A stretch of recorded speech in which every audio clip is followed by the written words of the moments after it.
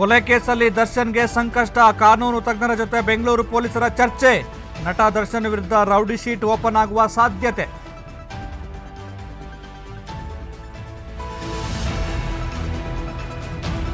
ರೇಣುಕಾಸ್ವಾಮಿ ಹತ್ಯೆ ಪ್ರಕರಣ, ಆರೋಪಿ ಅನುಕುಮಾರ್ ತಂದೆ ಚಂದ್ರಪ್ಪ ನಿಧನ. ಪೊಲೀಸ್ ಕಸ್ಟಡಿಯಲ್ಲಿ ಆರೋಪಿ ಅನು ಕಣ್ಣೀರು.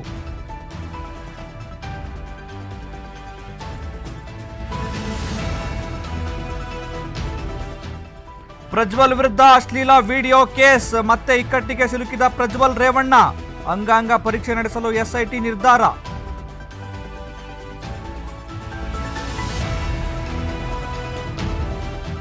ತಿರುಪತಿಗೆ ಭೇಟಿ ನೀಡಿದ ನೂತನ ಕೇಂದ್ರ ಸಚಿವ, ವೆಂಕಟೇಶ್ವರನ ದರ್ಶನ ಪಡೆದ ಎಚ್ಡಿಕೆ.